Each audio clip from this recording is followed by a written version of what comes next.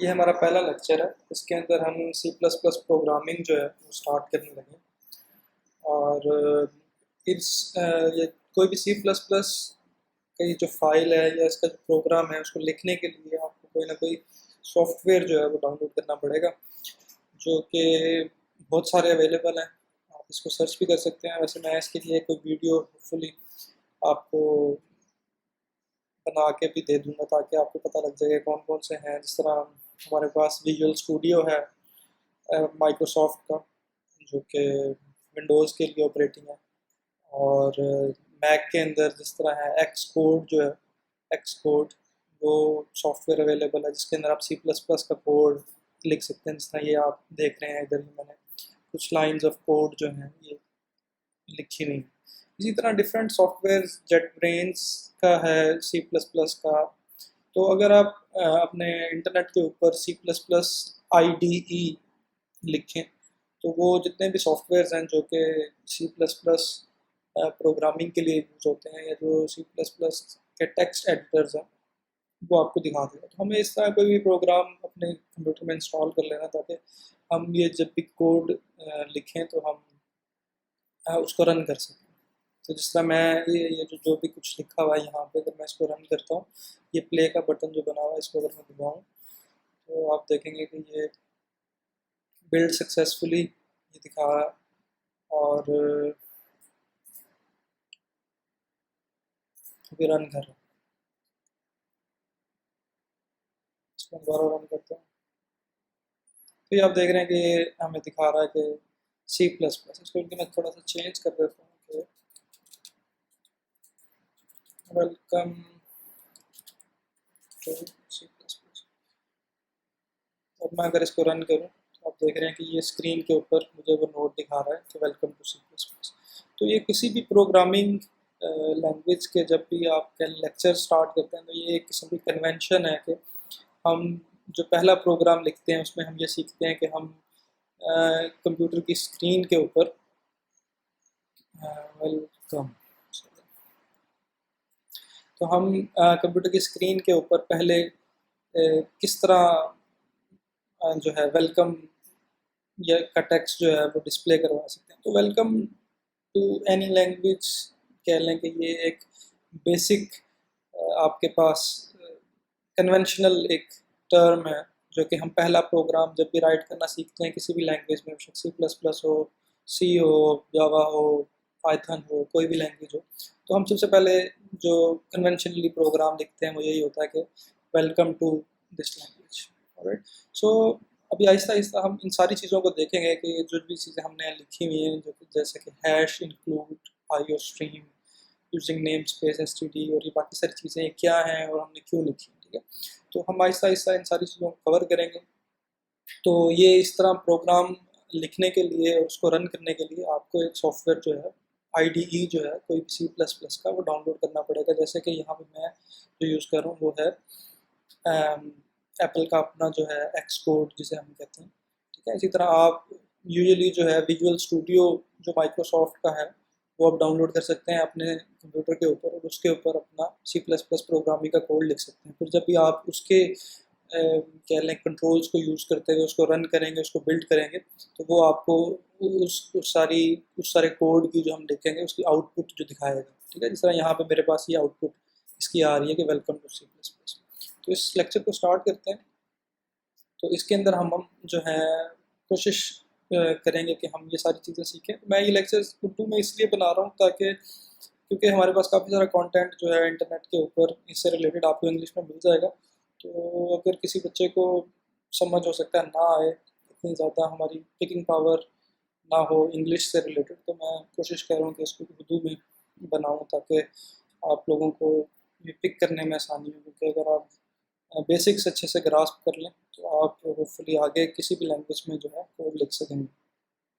तो हम कोशिश करेंगे कि हम बेसिक कंपोनेंट्स जो हैं सी प्लस प्लस के उनसे फेमिलियर हों, ठीक है। और फंक्शंस क्या होते हैं, ठीक है, स्पेशल सिंबल्स इसके अंदर कुछ होते हैं वो क्या हैं, आइडेंटिफायर्स हम किनको कहते हैं। इसी तरह जो डाटा टाइप्स हैं, ठीक है, जैसे हमारे पास 0 1 2 3 है। फिर इस तरह हम देखते हैं कि कोई लेटर है, जिस तरह KFUEIT का नाम है, या ये सिंपल लेटर्स हैं जिस तरह सिंपल है, डाटा है, टाइप्स है, तो ये भी एक कह लें कि एक डाटा की टाइप है। तो हम ये देखेंगे कि डिफरेंट डाटा जो है कितनी किस्म का हो सकता है और उसको हम किस तरह अपने कोड में लिखते हैं। इसी तरह अरिथमेटिक ऑपरेटर्स जो हैं वो जिस तरह प्लस माइनस मल्टीप्लाई, उस तरह के काम हमने C++ के अंदर किस तरह करने हैं। और इसी तरह हमने अपने ये जो अरिथमेटिक एक्सप्रेशंस हैं उनको किस तरह लिखना है, क्या सिंटैक्स उनका क्या है। और हम learn what an assignment statement is and what it does. Assignment statement क्या होती है? असाइनमेंट स्टेटमेंट है कि हम किसी चीज़ को किसी के इक्वल जो ठहराते हैं, ठीक है। इक्वल मतलब जैसे हम कहते हैं कि A इज़ इक्वल टू 5, ठीक है। तो जब हम लिखते हैं कि A इज़ इक्वल टू 5 तो बेसिकली हम क्या कर रहे हैं, हम A को 5 डिक्लेयर कर रहे हैं, ठीक है। तो ये क्या है, हम उसको असाइन कर रहे हैं एक वैल्यू, तो इसको कहते हैं असाइनमेंट ऑपरेटर। तो हम ये देखेंगे कि हम C++ के अंदर ये काम असाइनिंग का जो है, मतलब किसी भी वेरिएबल को डिफाइन करना है, असाइन करने की वैल्यू को हमने कांस्टेंट डिफाइन करना है, तो हमने किस तरह करना है, उसको असाइन वैल्यू किस तरह करनी है, ठीक है। Become familiar with the string data type. String जो है ये हम होपफुली आगे इस लेक्चर में भी शायद देखें ज़्यादा डिटेल के साथ। स्ट्रिंग बेसिकली हम जो जिस तरह ये लिखा हुआ है, बिकम है, फेमिलियर है, तो अगर हम इसको लिखना चाहें, कह लें कि इसको हम डिफ़ाइन करना चाहें, इसको अगर डाटा लेना चाहें, तो हम इस डाटा टाइप को हम कहते हैं कि स्ट्रिंग है, ठीक है। जिस तरह 1 0 3 ये क्या है, मतलब 1 2 3 ये इंटीजर्स हो सकते हैं या आपके पास नंबर्स हैं, ठीक है। तो ये आज हम इंटीजर डाटा टाइप से, जैसे यहाँ पे आप देख रहे हैं कि यहाँ पे हमने इंट यूज़ किया हुआ है, ठीक है। तो लेकिन अगर हमने यहाँ पे कह लें कि इनपुट अगर कोई डाटा की फॉर्म होनी चाहिए, फर्ज करें मैंने अपना नाम लिखना है, उस्मान लिखना है, तो मैं इसको 0 1 2 3 की जगह नहीं लिख सकता। इसको मुझे कंप्यूटर को बताना पड़ेगा कि मैं जो लिखने जा रहा हूँ वो कह लें कि कैरेक्टर्स हैं, वो अल्फ़ाबेट्स हैं कुछ, ठीक है। तो वो उसके लिए फिर मुझे इसको कंप्यूटर को डिफ़ाइन करना पड़ता है कि ये मैं स्ट्रिंग लिखने जा रहा हूँ। तो स्ट्रिंग जब भी हम यूज़ करेंगे डाटा टाइप, तो उससे मुराद है कि हम कैरेक्टर से रिलेटेड कोई चीज़ लिख सकते हैं, उससे मैं अपना नाम लिख सकता हूँ, ये बिकम फेमिलियर विद इस तरह के लफ्ज़ में लिख सकते हैं। तो discover how to input data into the memory of the input. तो हम किस तरह इनपुट कर सकते हैं अपने सिस्टम में, वो भी हम इस लेक्चर में होपफुली देखेंगे। तो फंक्शन बेसिकली क्या है? Function collection of statements when executed accomplish something में बी प्री डिफाइंड और स्टैंडर्ड, ठीक है। तो हमारे पास आप ये देख रहे हैं कि जिस तरह ये सी आउट है, ये सी आउट बेसिकली यहाँ पे क्या कर रहा है कि ये एक फंक्शन है इसके अंदर, जो कि जब हम उसको कोई भी टेक्स्ट दें तो वो टेक्स्ट को यहाँ डिस्प्ले कर दे, तो ये एक फंक्शन है, ठीक है। एक फंक्शन कोई भी फंक्शन हो सकता है, जिस तरह फर्ज करेंगे हमें पता है काइनेटिक एनर्जी का क्या फॉर्मूला है, kinetic energy is equal to half mv², ठीक है। तो ये बेसिकली हमने एक फंक्शन दे दिया, ठीक है। अब ये फंक्शन क्या करेगा कि हमेशा काइनेटिक एनर्जी कैलकुलेट करके हमें देगा। तो फंक्शन कई तरह के हो सकते हैं, ठीक है। तो जिस तरह ये एक मेन डिफाइन है, तो ये भी बेसिकली एक फंक्शन है। और जब हम डिटेल में जाएंगे इसकी तो आप लोगों को ज़्यादा इसका क्लियर होगा। तो फिलहाल जो डेफिनेशन की हद तक है कि फंक्शन क्या होता है, फंक्शन जो है कलेक्शन ऑफ स्टेटमेंट्स है, उसमें काफ़ी सारी स्टेटमेंट्स होती हैं। जैसे ये फंक्शन है हमारे पास, तो ये क्या करता है, ये डिस्प्ले करवा रहा है आपके पास, ये आउटपुट को डिस्प्ले करवा रहा है, ठीक है। जो मेन फंक्शन हमारा है, तो उसके अंदर कुछ स्टेटमेंट्स लिखी हुई हो सकती हैं, ठीक है। कुछ टास्क हो सकता है हम इसको कह रहे हो कि आप इसको जमा करें, इसको माइनस करें, ठीक है। तो ये different set of collection of statements हो सकती हैं जो कि एक ख़ास स्पेसिफिक काम जो है वो डिफाइन करें, तो वो बेसिकली क्या है, वो फंक्शन है। सिंटैक्स, सिंटैक्स क्या होता है? सिंटैक्स होता है मतलब किसी भी चीज़ को लिखने का तरीका, ठीक है। जैसे आप देख रहे हैं यहाँ पे मैंने एक सिंटैक्स फॉलो किया है, मैंने सी आउट लिख के सिर्फ डायरेक्टली वेलकम टू C++ नहीं लिख दिया। सी आउट लिखने के बाद ये 2 ग्रेटर देन सिंबल्स हैं, ठीक है। उसके बाद ये आप देख रहे हैं कि 2 इन्वर्टेड कॉमास हैं, उसके एंड में भी 2 इन्वर्टेड कॉमास हैं, और ये एंड पे सेमी कॉलन है। तो ये बेसिकली एक सिंटैक्स है, ये एक लिखने का तरीका है, ठीक है। जिस तरह फर्ज करेंगे हम अगर हमने किसी की बात को कोट करना हो उसी तरह, जिस तरह, ठीक है, डायरेक्ट सेंटेंस जिसको हम कहते हैं कि फर्ज करेंगे मैं यहाँ पे लिखता हूँ कि असलम सेट, ठीक है, let's say कि माय नेम इज असलम,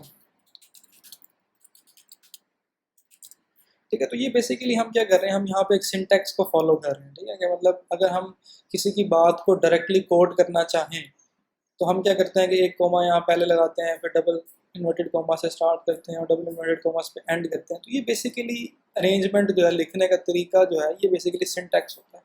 इस सिंटैक्स का हमें पता है कि हम जब भी ऐसी चीज़ पढ़ेंगे तो ये बेसिकली जिसने भी लिखी है वो क्या हमें बताना चाह रहा है कि ये बात असलम ने डायरेक्टली खुद की है, ठीक है। तो हम हमें ये किस तरह क्लियर हुआ है, क्योंकि हमें इस सिंटैक्स का पता है। इसी तरह जब हम कोड लिखते हैं अपने सी प्लस प्लस के अंदर, तो हम एक स्पेसिफिक सिंटैक्स को, एक तरीक़ाकार को फॉलो करते हैं, ठीक है। जिस तरह मैंने आपको बताया कि सी आउट के फंक्शन के अंदर हमने ये दो लेस देन के साइंस हैं, उसके बाद ये इन्वर्टेड कॉमास हैं, ठीक है। तो ये हमने सारा ये सेमी कोलन डाल के हमने इसको एंड किया हुआ है। तो ये बेसिकली सारा क्या है, ये सिंटैक्स का पार्ट है, ठीक है। ये तरीका कार है। अगर हम इसको ऐसे नहीं लिखेंगे तो हमारे कंप्यूटर को, हमारे सॉफ्टवेयर को, जो सी प्लस प्लस है, उसको ये नहीं पता चलेगा कि हम उससे क्या चाह रहे हैं कि वो ये चीज़ डिस्प्ले कर दे आगे कंप्यूटर के ऊपर, ठीक है। तो हमें एक सिंटैक्स जो है उसको फॉलो करना है, एक स्पेसिफिक कह लें कि इंस्ट्रक्शंस हैं जो जिसकी बुनियाद पे हम कोड लिखते हैं, उसको बेसिकली क्या कहते हैं, सिंटैक्स, ठीक है। तो इसी तरह प्रोग्रामिंग लैंग्वेज जो है वो एक set of rules, symbols and special words, ठीक है। तो प्रोग्रामिंग लैंग्वेज, डिफरेंट लैंग्वेजेस के अंदर सिंटैक्सेस डिफरेंट हो सकते हैं, ठीक है। इसी तरह ये जैसे जैसे यहाँ पे हम सी आउट को यूज़ कर रहे हैं डिस्प्ले करवाने के लिए, कई लैंग्वेजेस के आप के अंदर आप प्रिंट को यूज़ करते हैं डिस्प्ले करवाने के लिए। तो फंक्शन सेम होते हैं, लेकिन उनके अंदर उनके सेट ऑफ रूल्स जो हैं, उनके सिंबल्स जो हैं, स्पेशल वर्ड्स जो हैं, वो डिफरेंट हो जाते हैं, ठीक है। तो मतलब अगर मेन आइडिया हमें एक लैंग्वेज का क्लियर हो जाए तो हमारे लिए बाकी लैंग्वेजेस जो हैं उनको कह लें कि समझना और उनके साथ यूज टू होना वो इतना मुश्किल नहीं रह जाता, ठीक है। Semantic rule, meaning of the instruction, आगे चलते हैं। बहरहाल इसके ऊपर कमेंट्स के ऊपर आ जाएं कि कमेंट्स क्या हैं, ठीक है। देखिए जैसे मैं अब यहाँ पे जो है, यहाँ पे मैं कमेंट देता हूँ और इस पर डबल स्लैशेस डाल के मैं लिखता हूँ कि ये जो सी आउट है, it is to display text या कह लें कि डाटा ऑन द स्क्रीन, ठीक है। आप अब ये देखेंगे अगर मैं अब इस सारे को रन करता हूँ तो बेसिकली हमारा जो कह लें कि जो आउटपुट है उसमें कोई फ़र्क नहीं डला, ठीक है। इसी तरह मैं इसके कह लें कि मैं इसको यहाँ पे भी लिख सकता हूँ, ठीक है, दिस इज़ अ कमेंट, ठीक है। तो जब भी हम ये डबल स्लैशेस के साथ कोई भी चीज़ मैं लिखूँगा तो ये कह लें कि हमारे असल कोड का पार्ट नहीं होगा। तो जो इसका कंप्यूटर का कंपाइलर है, जो ये सॉफ्टवेयर है, ठीक है, ये क्या करेगा कि इसको एज अ कमेंट ट्रीट करेगा, इसको एज अ ओरिजिनल जो है वो लाइन ट्रीट नहीं करेगा, ठीक है।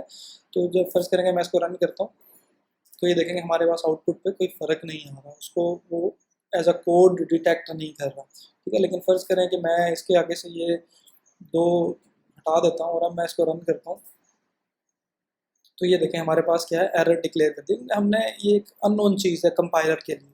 तो जब हम इसके साथ ये दो स्लैशेस डाल देंगे तो इसके आगे हम जो भी मर्ज़ी कुछ लिखते जाएं तो जो कंपाइलर है, जो ये सॉफ्टवेयर है, ये इसको जब कंपाइल करेगा, इसको एक कह लें कि रन करने की कोशिश करेगा तो उसके अंदर से इसको पता लग जाएगा। एक सिंटैक्स है ये डबल स्लैश बैक स्लैश का, कि ये चीज़ें कमेंट्स हैं, आप इसको अपने उसमें कंसिडर ना करें, ठीक है। तो कमेंट्स इसके अंदर सी प्लस प्लस के अंदर हम दो तरीके से दे सकते हैं। सिंगल लाइन है, ठीक है, जिस तरह ये हमने यहाँ पे दिया है कि सिंगल लाइन के अंदर हमने कमेंट दे दिया। इसी तरह हम इस सिंटैक्स को भी फॉलो कर सकते हैं, ठीक है, कि बैक स्लैश स्टार है।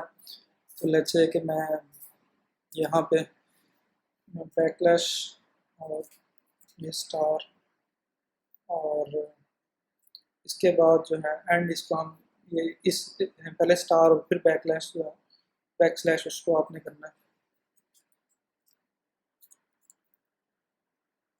ठीक है। तो अब ये देखेंगे मैं अगर इसके साथ से ये सिंगल लाइन वाले हटा भी दूँ तो तब भी ये देखेंगे एक ग्रे ही रह रहा है।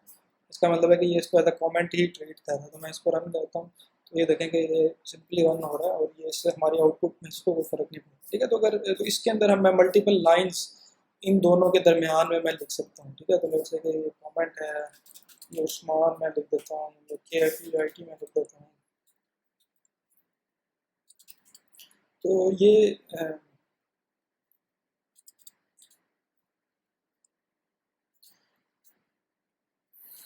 ठीक है, तो ये सारी चीज़ें क्या है, कमेंट है। तो ये मल्टीपल लाइन कमेंट्स जो हैं हम इसके साथ इस तरह कर सकते हैं। ठीक है, तो अगर आपने कोई भी चीज़ अपने याद दहानी के लिए लिखनी है इसके साथ, तो हम इस तरीके के साथ कमेंट के साथ जो है चीज़ों को लिख सकते हैं। ठीक है, ये कुछ स्पेशल सिंबल्स हैं। ठीक है, प्लस माइनस, ये आपके पास क्या है, multiplication, divide, full stop, semi colon देखें यहाँ पे यूज़ हुआ हुआ है। इसी तरह क्वेश्चन मार्क, ये लेस देन इक्वल टू, और ये सारे सिंबल्स हैं जो कि एक स्पेसिफिक पर्पस के लिए यहाँ पे हमारे इसके अंदर टेक्स्ट के अंदर जो है यूज़ होंगे।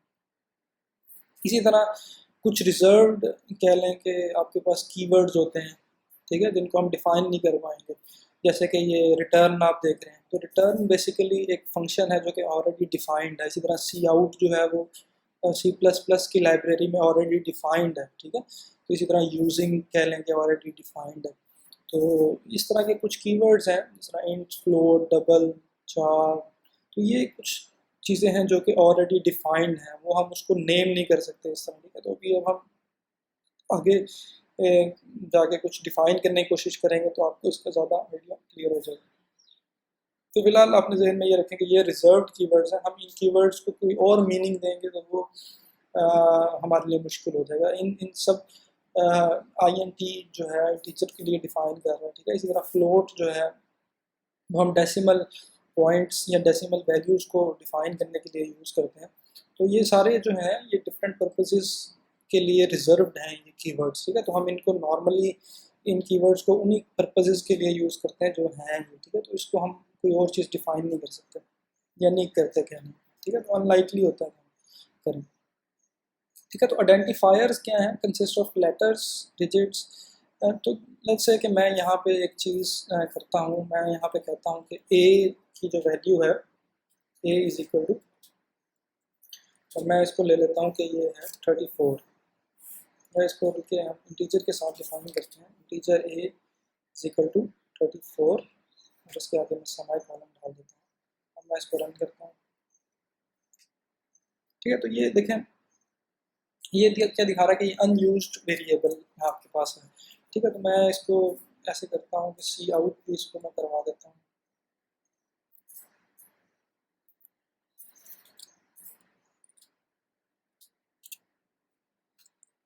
इसको ए को जो है डिस्प्ले भी हम करवा रहे हैं। तो यहाँ मैं इसको रन करता हूँ। अब देखते हैं कि ये 34 जो है, प्रोग्राम एंडेड विद कोड 0, और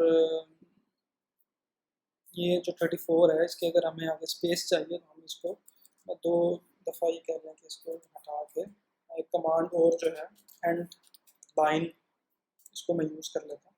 और अगर मैं अब इसको रन करूँ तो आप देखते हैं कि मेरे पास फर्स्ट लाइन जो है वो सी आउट जो है, सी आउट का मतलब है कि प्रिंट आउट दिस, या कह लें कि हमारे पास आउटपुट जो हो रही है, या सी आउट जो कमांड है वो डिस्प्ले के लिए है कि आप जैसे इनपुट्स हैं कुछ आउटपुट्स हैं, तो ये आउट करने के लिए कमांड आउट करें आप।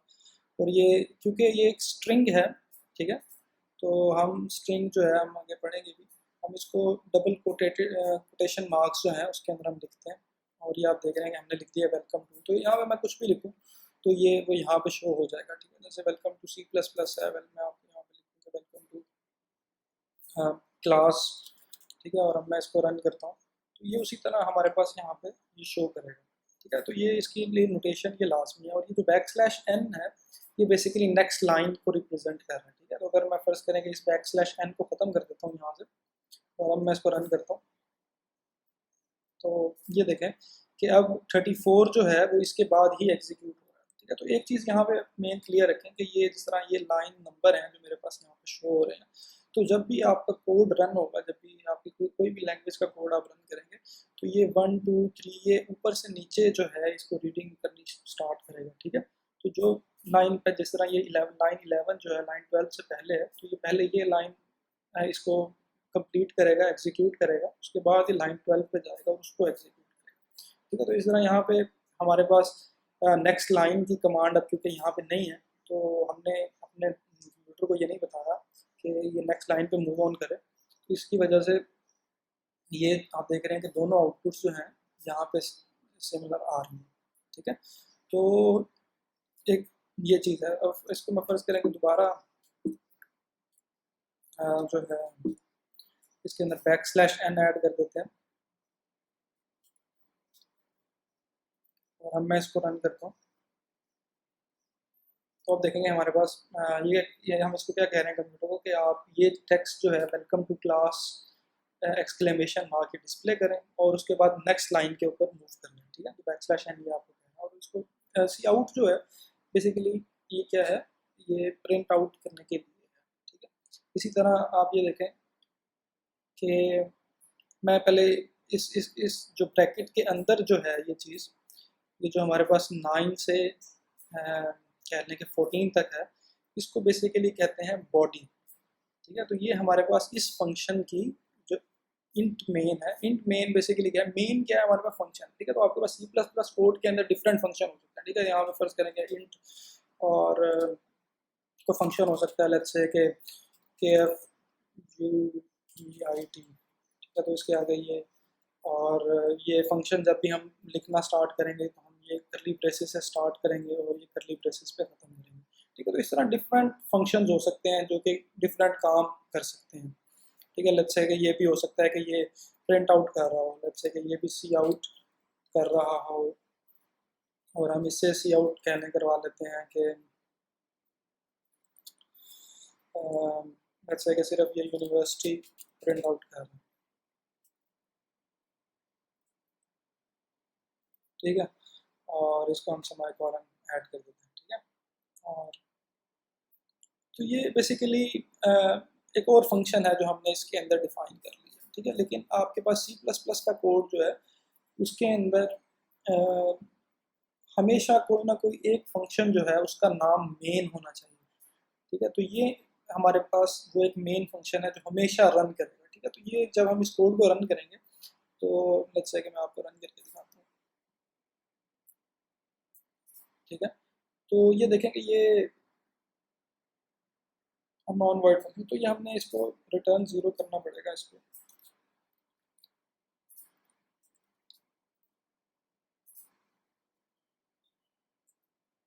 ठीक है। आप ये देख रहे हैं कि हमारे पास यहाँ पे कोई फ़र्क नहीं आया, इसने इस कोड को रन नहीं किया, ठीक है। तो हमारे पास C++ के अंदर हमेशा जो है वो जो मेन फंक्शन है हमारा, जो कि मेन फंक्शन है, वो हमेशा रन होता है। जब भी हम C++ की कोई भी फाइल जो है, ये आप देख रहे हैं कि ये main.cpp के नाम से सेव है, ठीक है। जिस तरह हमारे पास डिफरेंट फाइल फॉर्मेट्स होते हैं, तो ये हमारे पास C++ की फाइल है वो .cpp फॉर्मेट के अंदर हमेशा सेव होती है, ठीक है। तो हमने तो जब भी हम कोई भी C++ फाइल को कोड को रन करेंगे तो हमारा जो कंप्यूटर का कंपाइलर है, जो सॉफ्टवेयर है, जो उसको रन कर रहा है, जो इसको समझता है, जो उसको पढ़ रहा है, वो क्या करेगा कि हमेशा इसमें से मेन नाम का फंक्शन ढूंढेगा और उसको रन कर देगा, ठीक है।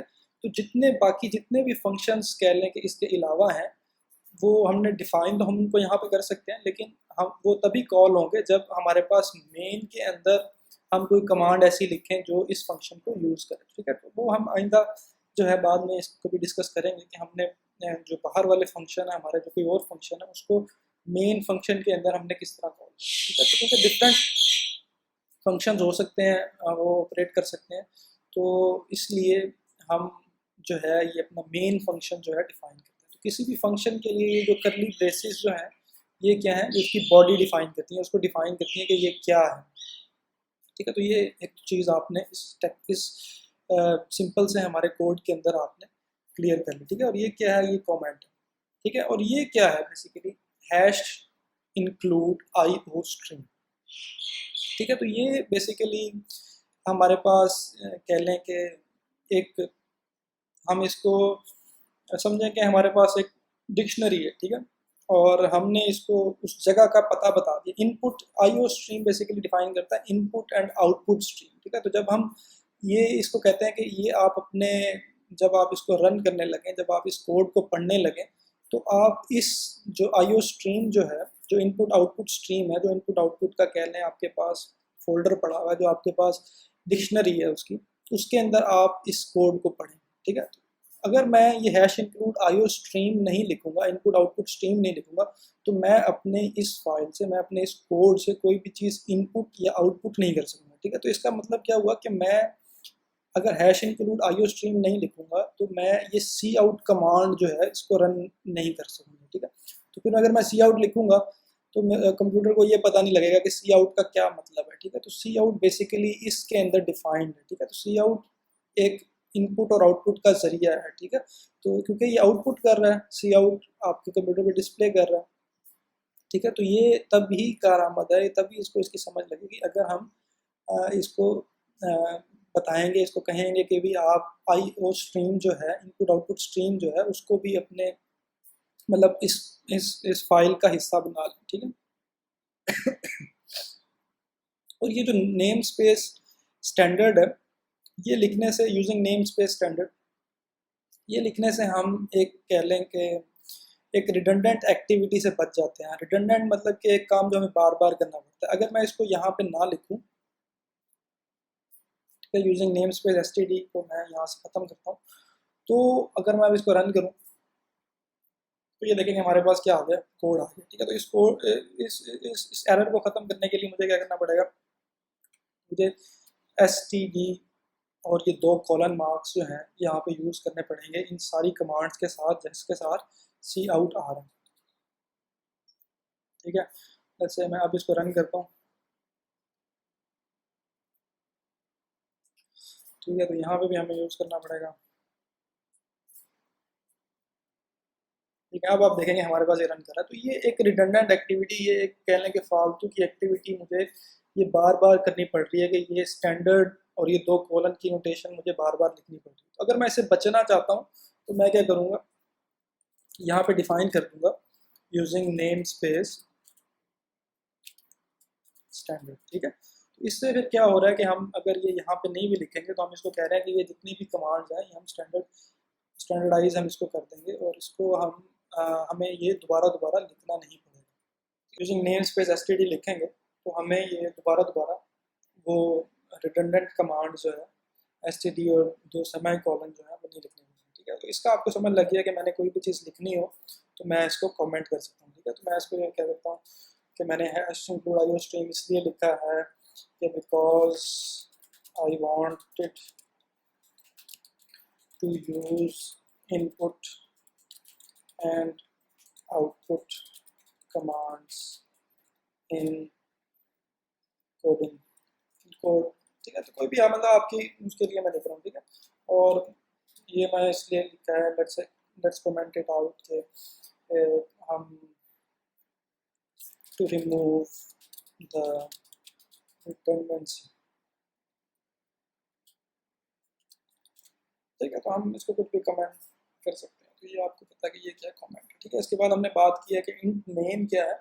इंट बेसिकली क्या है कि हम इंटीजर्स डिफाइन करने के लिए हमें ये करना पड़ता है, ठीक है। तो हम जब भी कह लें कि सी प्लस प्लस के अंदर कोई चीज़ डिफाइन करेंगे, जैसे हमने एक इंटीजर डिफाइन किया ए, ठीक है। तो हमें ये बताना पड़ेगा कि इसका ए से क्या मुराद है, ठीक है। मतलब कि हमें इसकी डाटा टाइप जो है, मतलब कि इसके अंदर ए के अंदर किस किस्म का डाटा आएगा वो हमें बताना पड़ेगा, ठीक है। लेट्स से कि मैं अब एक और डाटा डिफाइन करता हूँ। लेट्स से कि मैं कहता हूँ कि डी जो है वो इक्वल है, लेट्स से कि के F you E I T, ठीक है। तो मैं इसको इस तरह डिफाइन नहीं कर सकता बेसिकली, तो मुझे इसकी डाटा टाइप बतानी पड़ेगी, ठीक है। तो अब क्योंकि ये कैरेक्टर्स हैं, ये लेटर्स हैं, ठीक है। तो इसकी कैरेक्टर, इसकी डाटा टाइप क्या होती है, इसकी हमारे पास डाटा टाइप होती है स्ट्रिंग, ठीक है। तो मैं इसको स्ट्रिंग ये डिफाइन करती है। और अब मैं जो है, ठीक है, इसको इसको भी हम प्रिंट आउट करवा लेते हैं। इसी के आगे मैं इसको लिख देता हूँ कि आप जो है डी को भी प्रिंट आउट करेंगे।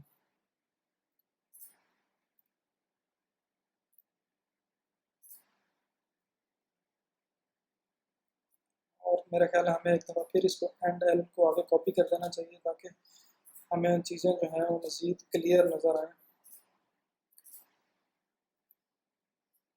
ठीक है। अब आप ये देखें कि ये क्या कर रहा है, ये KFUIT को भी इसने डिस्प्ले करवा दिया। ठीक है, तो अब हमने यहाँ पे क्या किया कि हमने इसको कंप्यूटर को कहा कि आप एक डी जो है, डी में बेसिकली हम कोई चीज़ें स्टोर करना चाहते हैं, कोई डाटा स्टोर करना चाहते हैं। ठीक है, वो डाटा क्या है, बेसिकली वो KFUIT है, लेकिन ये हमें कंप्यूटर को बताना पड़ेगा कि इसकी डाटा टाइप क्या है, इसकी डाटा टाइप स्ट्रिंग है। ठीक है, स्ट्रिंग जब हम इसको बता देंगे, इसका मतलब है कंप्यूटर को पता लग जाएगा कि ठीक है, इसके अंदर जो है लेटर्स आएंगे, इसके अंदर डिजिट्स आएंगे, इसके अंदर वर्ड्स आएंगे। ठीक है, इसके अंदर कोई न्यूमेरिकल वैल्यू नहीं आएगी। ठीक है, तो ये बेसिकली क्या है, ये जो फर्स्ट लेटर्स आप देख रहे हैं इसके ए के साथ, डी के साथ, ये क्या है, ये है डाटा टाइप।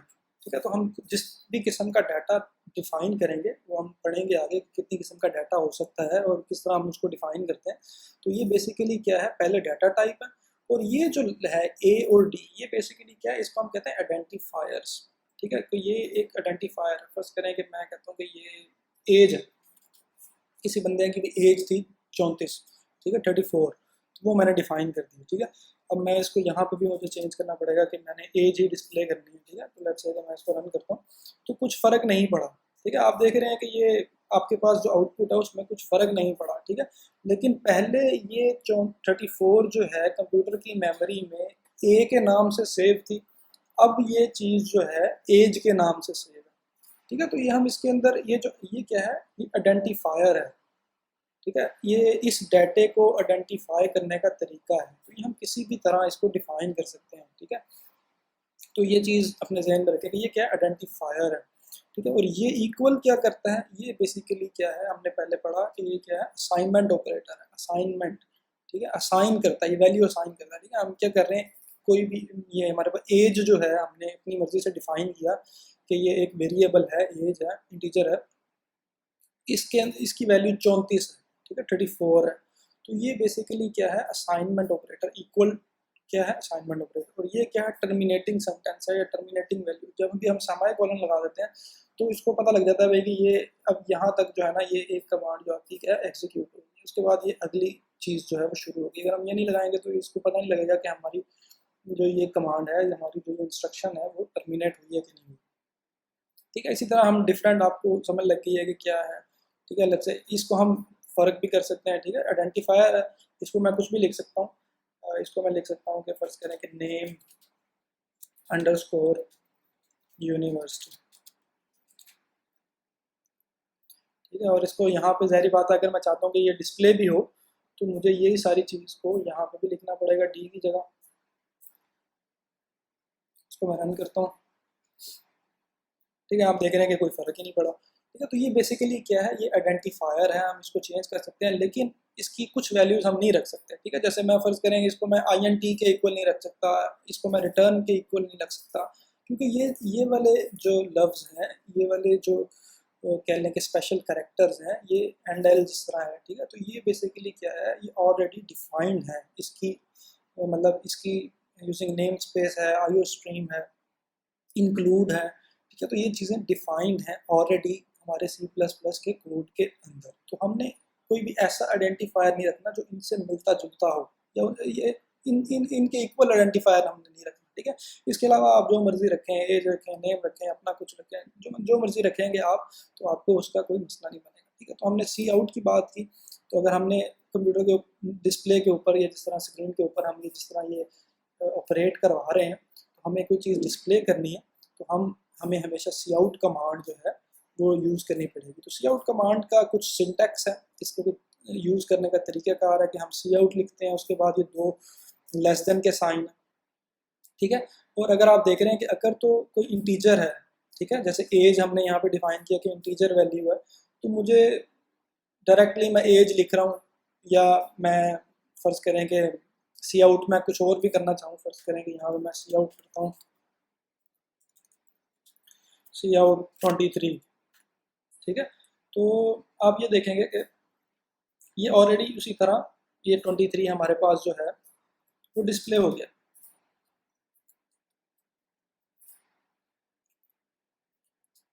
ठीक है, तो लेकिन अगर मैं कोई टेक्स्ट लिखना है, जिस तरह यहाँ पे हमने क्या किया है, एक स्ट्रिंग नुमा टेक्स्ट लिखा है यहाँ पे, तो हमें क्या करना पड़ेगा, हमें ये डबल कोटेशंस यूज़ करनी पड़ेंगी, और ये करना पड़ेगा, ठीक है। लेट्स से कि मैं ये नेम ऑफ यूनिवर्सिटी की जगह, तो ये हमने बल्कि स्ट्रिंग डिफाइन करने का हमारे पास क्या है, एक तरीकाकार, ठीक है। जैसे हम मैं फ़र्ज़ करेंगे नेम ऑफ यूनिवर्सिटी की वैल्यू ही मैं चेंज करता हूँ, चलो इसको बाद में हम इसके ऊपर जब स्ट्रिंग्स के ऊपर ज़्यादा फोकस करेंगे तो उस टाइम इसको देखेंगे, लेकिन अभी फ़िलहाल इस सिंपल कोड को आप पहचान लें, ठीक है। तो सी आउट बेसिकली क्या है कि कंप्यूटर के डिस्प्ले जो हमने आउट जो करना है जो भी डाटा, उसके लिए हम सी आउट यूज़ करेंगे। इसका कुछ सिंटैक्स है जिसके अंदर हमें ये कोई लेस देन के साइंस यूज़ करने हैं। अगर तो कोई स्ट्रिंग वैल्यू है, कोई टेक्स्ट है जो हमने डिस्प्ले करना है, तो हमें ये कोटेशन मार्क्स हमेशा यूज़ करनी पड़ेगी। उसके अंदर जो भी हम लिखेंगे वो हमारे पास यहाँ पे डिस्प्ले हो जाएगा, ठीक है। और नेक्स्ट लाइन पे जाने के लिए हमारे पास काफ़ी सारे तरीके हैं। एक तरीका ये है कि आप \n लिखें तो आपका कंपाइलर जो है आपको नेक्स्ट लाइन पे ले जाएगा, ठीक है। और अगर आप एंड एल लिखेंगे तो वो भी क्या है, एंड ऑफ द लाइन, इसका मतलब हुआ कि एंड लाइन, लाइन खत्म हो गई, ठीक है, तो वो भी आपको नेक्स्ट लाइन पे लेके जा सकता है, ठीक है। तो सी आउट कमांड आपने देखी कि हमें जब टेक्स्ट डिस्प्ले कराना है तो हमारे पास ये फॉर्मेट है। अगर मैंने डायरेक्टली कोई वैल्यू अपीयर करानी है तो उसके लिए ये वैल्यू, ठीक है। तो ये आपको ये यहाँ तक हमने जो है इस सारे कोड को देख लिया कि क्या मतलब है इसका। उसके बाद रिटर्न ज़ीरो जो है, ये रिटर्न ज़ीरो इंडिकेट करता है कि हमारे पास जो हमारा जो फंक्शन था वो ख़त्म हो गया और इसको आप इजीली इसको टर्मिनेट कर दें, ठीक है। क्योंकि हमारे पास जब हम ये मेन फंक्शन के अंदर आ जाता है तो ये यहाँ पे घूमता रहेगा, ठीक है, ये यहाँ पे आया है। उसके बाद अगर हम इसको रिटर्न ज़ीरो की कमांड नहीं देंगे तो इसको पता नहीं चलेगा कि भाई हमने ये हमारा जो फंक्शन था वो ख़त्म हो गया कि नहीं, हमने इसको टर्मिनेट करना है कि नहीं करना, ठीक है। तो ये क्या है, it is to terminate the program, ठीक है। तो ये हम रिटर्न ज़ीरो यूज़ करेंगे ताकि हम इसको अपने कंप्यूटर को बता सकें कि ये किसके लिए है कि आपका जो कोड है वो ख़त्म हो गया।